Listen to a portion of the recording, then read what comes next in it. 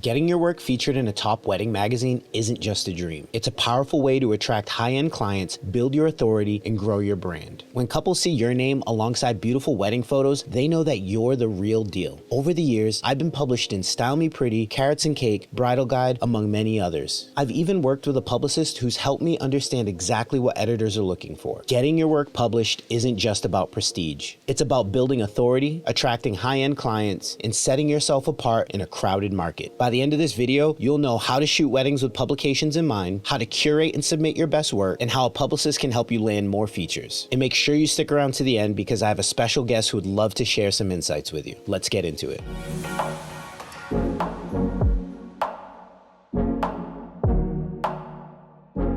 When couples are researching photographers, they don't just want great photos. They want to know that they are hiring an expert. Seeing your work in well-known publications immediately increases your credibility. It tells couples that you're respected in the wedding industry, that you've done the work, and that you have the capability of producing photos that are good enough to be featured on the front page of Style Me Pretty or Brides Magazine. But getting published isn't just about prestige. It has direct business benefits. Every time your work is featured on a publication's website, the backlink to your website that you gain is tremendous. SEO works on a completely authority basis. So if a website that has a ton of traffic links directly to your website, Google will then see that a high authority website is recommending your website to its users. And this will start to bump you up the rankings in your own search and keyword terms. So the more that you're published, the better that your website is going to rank in Google. And the better that your website ranks in Google means more potential clients that are going to come across your website. Not only does it help with SEO, but getting your weddings published gets you in front of clients that would have otherwise never come across your work. You have to remember that these publications are national, sometimes international, which takes your local brand and puts it on a grander stage. So a feature in a national wedding publication means thousands, if not tens of thousands, eyes on your work, while being in a local publication now makes you an authority in your area. And being published also reinforces your reputation among wedding planners and the other wedding vendors that you normally work with. Knowing that you have this authority puts you at a higher chance of being recommended by them to their clients. As you can see, being published isn't just a nice bonus, it's a marketing powerhouse. Capturing beautiful moments for your clients is always the top priority, but thinking like an editor elevates your work even further. By crafting a cohesive, storytelling-driven gallery, you're not just increasing your chances of getting published, you're also delivering top-tier images that makes your client's wedding look like it belongs in a magazine. Ask yourself, would this image tell a complete story in a wedding magazine? Does this shot include key details like florals, invitations, decor, and candid moments? Would this appeal to the style of publication I want to submit to? Publications don't just want portraits of the couple. They need to tell a complete story. That means wide venue shots with and without people, candid moments from each portion throughout the entirety of the day, so some from the ceremony, some from cocktail hours, some from getting ready, some from the reception, and some from the in-between moments throughout the day. Flat lays as well as the other details throughout the day, such as decor during the reception, or the florals at the ceremony, or the little intricacies that the couple's woven throughout the day, like photos of grandparents that might be sewn into the dress, or things of that nature. Make sure you're not missing these when you're shooting. But here's some things that most photographers get wrong. They shoot for the publication instead of the couple, and that's backwards. Your first priority is delivering exceptional work for your couple. When you shoot every wedding with intention, you naturally create publication-worthy images. And guess what? Couples love seeing their work featured. It makes them feel special, and that positive experience turns into word-of-mouth referrals. I had a bride who spent countless hours on Carats Cake prior to her wedding, building up the inspiration for her wedding. So when her wedding was actually featured in Carats Cake, she was so overwhelmed by joy and taken aside, and it was amazing to know that I was not only able to capture their wedding day beautifully, but make their dreams come true. When it comes to a wedding publication, a feature isn't just about your photos, it's about the whole team involved. Whenever I work a wedding, I always go out of my way to thank the other vendors involved, because at the end of the day, everyone always sees my photos, and it's all the compliment and praise that comes to me when I wouldn't have a beautiful photo of the bride if it wasn't for the dress, the hair, the makeup, the florist. There's so many other factors that go into it. So when it comes time for a publication, you want to make sure you're doing your due diligence so that everyone gets credit. I always suggest that you connect with planners, florists, and stationers in advance. Ask them about the wedding theme and vision, and beforehand make sure to plan out the detail shots to highlight all of their work. This gives you a better idea of what publication makes the most sense for this wedding and allows you to start the submission work before you've even shot the wedding. But before even thinking about publication, just make sure that you talk to your clients first. Some couples would love to be featured in a magazine, while others really respect their privacy. And although they might not mind you sharing their photos on your social media and website, putting their wedding in front of thousands of people might not be something they want to do.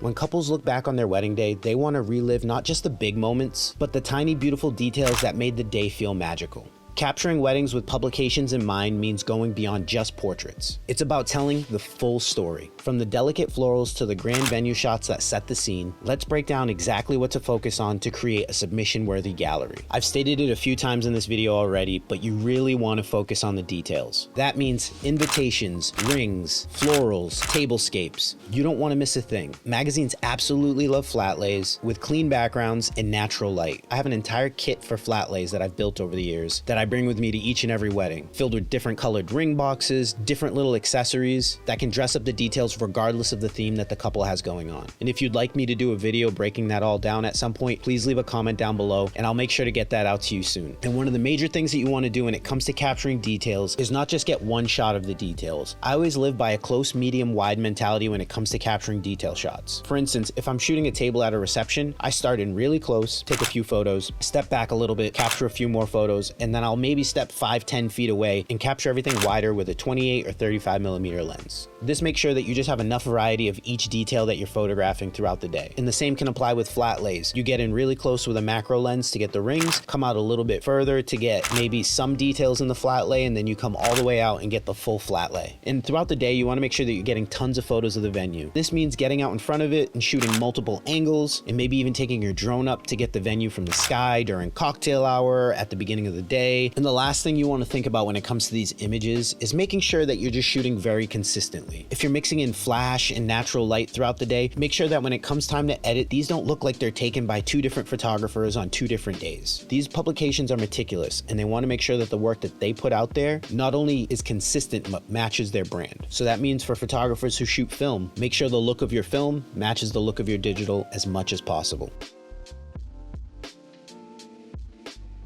So you've shot an incredible wedding, but now comes the part that makes or breaks your submission. Editors don't have the time to sift through hundreds of images, so knowing how to select, organize, and present your best work is crucial. A strong gallery isn't just about variety, it's about consistency, storytelling, and making your submission impossible to ignore. And here's how to do it right. First thing that you're going to want to do is curate your gallery. Most publications are looking for 75 to 100, sometimes 200 images that tell the best story. So make sure that you're not oversharing. The best way to get your submission declined is just not listening to the rules and giving them way more photos than they asked for. You want to make sure you keep it varied throughout the day, leaning heavily on details. As much as publications love beautiful photos of your couples, the thing that publications really are trying to sell are the trends and vibes that the couples have put together for their weddings. They want to be a place for inspiration. And over all the years that weddings have been shot, there's only so many different ways that you can pose couples before you run into a wall and there's no new poses. But with the creativity that it takes to put together details in designing weddings, there's always new ideas and fresh trends that find their way into the wedding industry. So the details really matter when it comes to publications. And when picking your images, make sure that everything is cohesive when it comes to your editing and you don't choose an image that doesn't really fit in with other photos that you're currently seeing published on the publication that you're trying to submit to. The next part of the curation phase is making sure that you gather all of the vendors. So make sure you communicate with your couple and double check the list that they've given you prior to their wedding of all the vendors that were involved. And make sure to check the publication website for any vendors that you might have overlooked. Some publications ask for things like the bride's shoe company or the makeup brand that was used. Always double check their submission form before you ask your clients for their vendors. So make sure you get an Instagram tag and the website for each vendor involved. That way they can also benefit from the promotion and backlinks that are going to come from publication. And lastly, you want to make sure that you write a strong narrative. The best thing that you can do is put together a questionnaire that you can allow for your couple to fill out that gets all the highlights from their wedding day that they enjoyed, their love story, all the different things that go into making their wedding day special. And if you're anything like me, writing is just something that you don't have time for. So using tools like ChatGPT to take your bulleted ideas and all of your actual information and help you write a narrative that's actually going to capture the attention of the editor at the publication. And if you're an amazing writer that has the time, then you can absolutely write it yourself. Submitting your work to a publication is more than just sending over a folder of images. It's about finding the right fit, following the rules, and playing the long game. The competition is fierce, and one small oversight could mean instant rejection. But when done right, a feature can elevate your brand, attract brand new clientele, and solidify your reputation as a sought-after wedding photographer. Here's how to get your submission across the finish line. Every publication has its own style. Choosing the wrong publication only sets you up to fail before you've even started. For instance, Style Me Pretty, they feature timeless, romantic, elegant weddings, whereas Green Wedding Shoes fits a more boho, adventurous couple, while a local publication is only looking for weddings shot regionally. So the goal for you is to submit the wedding to a publication that makes the most sense. Maybe you've had the dream of being featured in Style Me Pretty before, but the wedding in question just doesn't fit more than it is to attain a specific publication. So keep that in mind and don't let it defeat you, and work towards getting that client that has the wedding that would make sense to be featured in a Style Me Pretty or Brides magazine. When it comes to submitting the wedding, make sure you go through all the rules and guidelines that the publication has laid out for its submission. If they have size and resolution specifications, just make sure that your photos are exported in that way, and always look over their exclusivity policies. Some publications like to have exclusivity over weddings for X amount of time, while some publications don't have exclusivity rights at all. Maybe you want to submit to a group of publications that allow non-exclusivity so that you're getting the biggest reach and the most amount of backlinks from this one wedding. But if a publication has a specific exclusivity window, just make sure that you're aware of it and you don't submit that wedding to other publications during that window. And once you've hit that submit button, the last thing you need to do is to be patient. Some features can take weeks or months to even be reviewed by the publication, let alone to be accepted and then published. So don't get discouraged and hang tight. Have you ever wondered how some photographers seem to get featured everywhere? Style Me Pretty, Martha Stewart's Weddings, The Knot, while others struggle to get a single submission accepted? It's not just about the photos, it's about strategy, and that's where a publicist comes in. Today, I'm bringing in my own publicist, Meghan Ely from OFD Collective, to break down exactly what publicists do, why they're game changers for wedding professionals, and whether hiring one is the best move for your business. Hey Meghan, thank you so much for being here today. If you wouldn't mind taking some time to introduce yourself and let everyone know how you got into the work that you do with OFD Collective. Colton, thank you so much. You're so kind to bring me in here, and I'm happy to share a little bit more about my own story and what it is that we do. So, as you said, Meghan Ely, I'm the owner of OFD Consulting. We have been a wedding publicity agency, a small but mighty one, for the last 15 years in the industry. So we exclusively work with wedding pros strictly on publicity efforts that are focused for wedding professionals. Now, my start, I could go on and on. It's a silly story that begins long ago with a high school career test that told me I'd be great at public relations. And I, being the rule follower, I thought, well, if a career test says I'll be good at it, I should do it. But no, seriously, that's how I was introduced to the idea of public relations. And once I did my own research, I realized it was a really great fit for me. I've always had a love of the media. I was making magazines out of construction paper when I was in elementary school. And so it seemed like a great fit. Went to school for it and loved it. I loved every second of my PR classes. I did some internships, and then I had a bit of a pull towards the wedding industry. And so for me in particular, I thought to myself, you know, this is a happy place. I could hang my hat for a bit. So I gave it a try after school. And I've got to be honest that as much as I loved, and I was pretty good at those events too, but as much as I loved a well-executed event, at the end of the day, there was nothing better than, like, we could do something amazing and show the couple and everyone's crying and that's amazing. But I could get like an inch mention in a local magazine and it was like I'd won an Oscar. Like, it just filled my cup 1,000 times over. And I thought, this is where I need to land. And so in 2009, at the worst possible time, a huge recession, I had just bought a house with my now husband and we were about to pay for a wedding. And we thought, you know what, this is the time. I actually was working a job as a director of catering and left. It was not a fit, which is a very polite way of putting it. It was simply not a fit.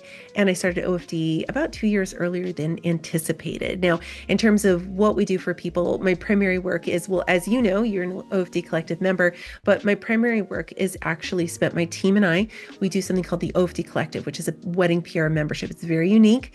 It helps people get published a variety of ways, from wedding submissions to really working with a lot of great national wedding writers on articles and connecting them with our sources too. We also support our wedding industry speakers with a brand of that's name, and we keep very busy almost 365 days a year, and we love what we do. Now, what is it that publicists actually do to help their clients get published? I can only speak on behalf of what we do as publicists, because I've got to tell you, there are so many different types of publicists out there. We all have our different specialties.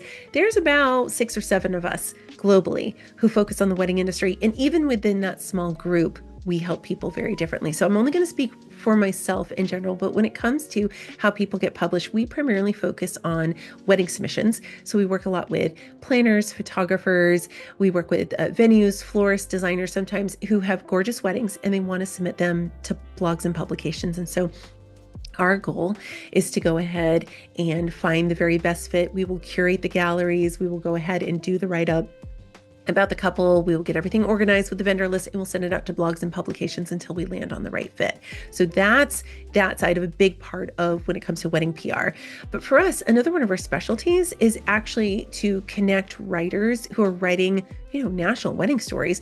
And sometimes we do the writing in-house as well. We write for a few places and connect them with sources. So if they want to talk about, pricing these days in the wedding industry or trends or how to utilize the Pantone color of the year, things like that, timely, relevant topics, what we'll do is go ahead and help them get published by working with them. We have these great interview questions. We'll send them over to our members and then the members will respond to them. Sometimes they ask for photos as well, which is great for our photographers, and then we will submit them back and they will get connected in that way.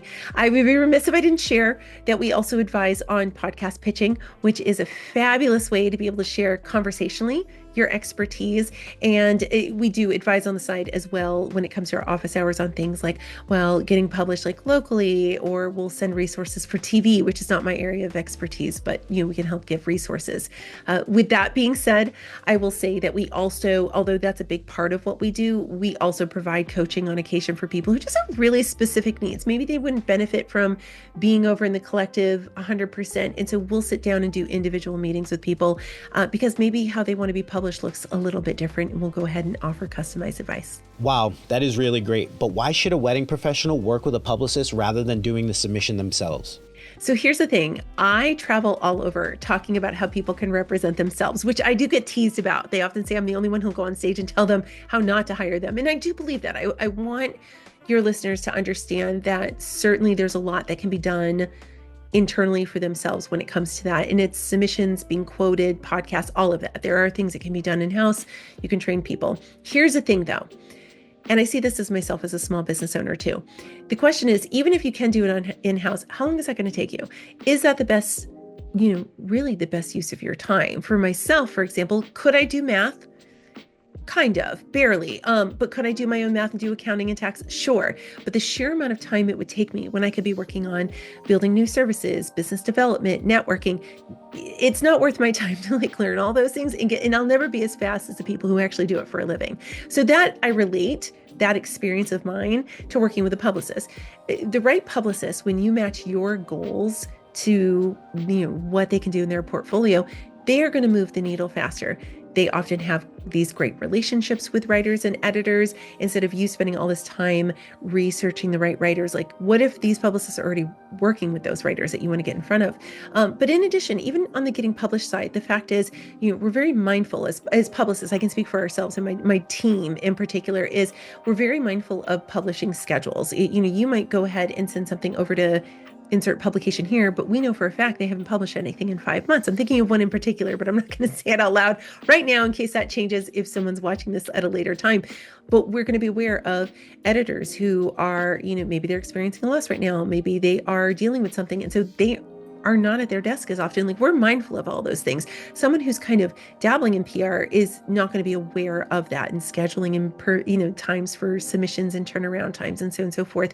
Additionally, we do have those relationships as well. I'm not saying, I always want to be careful with this, is publicists as a whole, there's often a misnomer that because we're putting our name behind it, we're going to get a yes faster. And that's not always the case. The fact is, it has to be the right wedding submission. It has to follow all the rules. We are not exempt from that. But yeah, we do have these great relationships. We better understand, we follow all the rules, and that does make a difference. So the question is, I guess, if you are doing it yourself, do you have the time? Do you have the bandwidth?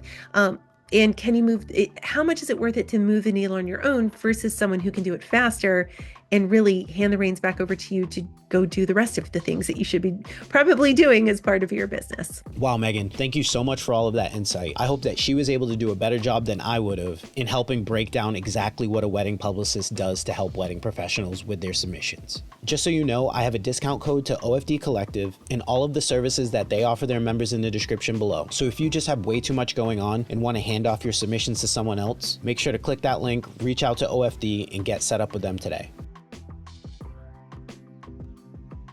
You can capture the most breathtaking wedding, but a few small mistakes can make the difference between getting published and getting passed over. Editors look for polished, cohesive submissions, and overlooking the details, whether it's missing key shots, inconsistent editing, or forgetting vendor credits, can cost you a feature. Let's go over the most common mistakes photographers make and how to avoid them. The first is including too many portraits and not enough details. If your submission consists 60% of portraits and only 15% of detail shots, they're going to pass over this submission, no questions asked. The next thing that's going to get your submission rejected is inconsistent editing. You want to make sure that all of your black and whites look the same. You want to make sure that all of your color photos look the same. When you have a ton of things going on in a wedding gallery and it looks like it was shot on different days by different photographers, this is going to be something that they're going to look at and completely pass over. Another common mistake is poorly named files and bad organization. Make sure when you review their specifications that you match it to a T. They don't waste the time to list these specifications on the website if it's something that didn't matter in their approval process. So just make sure you take the extra step to follow their guidelines. Another mistake that could cause real issues for you is submitting to multiple publications that all have exclusivity rights. So if you submit to 2 publications that have exclusivity rights and they both publish the weddings and then see that they both have those weddings live, that could bar you from ever being featured in that publication again because you directly broke the rules and agreements that you made with them.